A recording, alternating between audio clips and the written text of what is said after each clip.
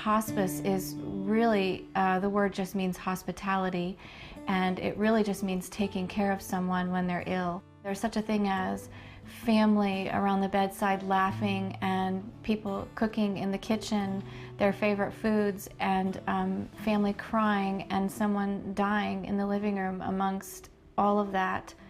And that's when you know hospice did a really good job.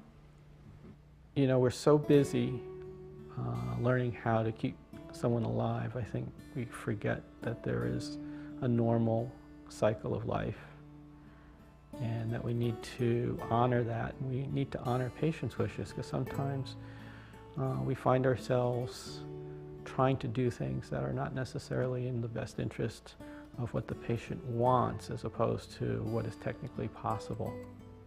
The cycle of life in my story is as true as it can be. As I'm giving birth to my first child, I'm losing my mom. So the hospice nurse called me at the hospital the next day and said, you know, your mom's not going to make it, and you need to come home. We had family members there. We had friends who'd been a part of our lives forever. We had music playing, and we were all just surrounded. It was peaceful, it was calm, it was comfortable. We all got to say our goodbyes, and we held my mom's hand as she took her last breath. No, we were searching for some alternatives to what we could see was going to happen inevitably, and we wanted to keep her at home as long as we could. My family physician recommended Harrison's Hope. Our son Harrison was born with congestive heart failure.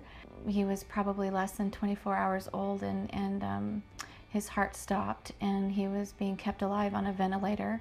And so when we came up with a name for a hospice, we really wanted people to understand that hope has more of a meaning than hoping for a cure. It can mean hope for comfort. Hope has so many different meanings, and at the time we didn't know if Harrison was going to live. We really just had hope for comfort. The people were just really super neat and helpful and just wonderful people.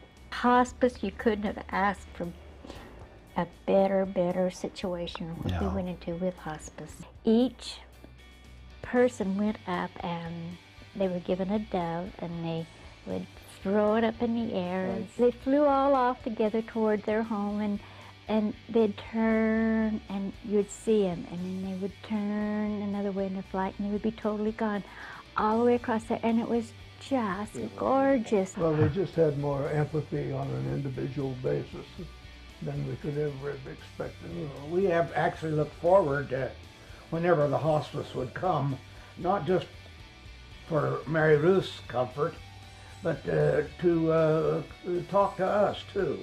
I think that my family physician recommended Harrison's Hope. My brother recommended it. We educate the families so that they can be successful in taking care of someone.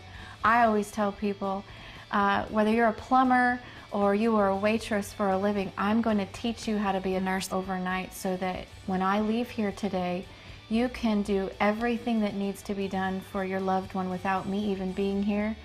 And I oftentimes tell people we're like Home Depot. You can do it and we can help. And that's really all it is. Hospice is just a partnership with that family, who really become the real caretakers and the real heroes at this time in their loved one's life.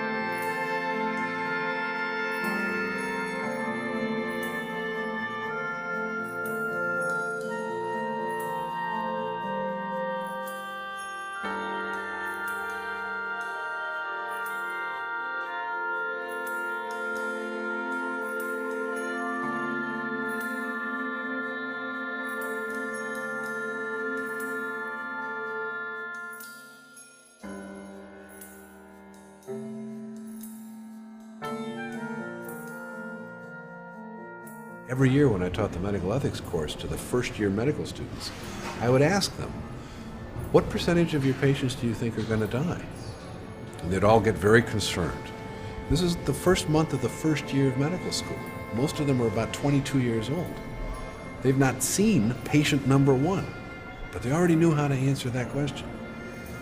The number of patients that are going to die, I'm going to guess, I'm going to do my best, I'm going to study really hard, and I'm really going to be the best doctor I can, but some of them are going to be just too sick, and I'm going to guess between 10 and 15% will probably die. And everybody around them would nod, and they'd say, yeah, that seems like a pretty good number, that's pretty accurate prediction.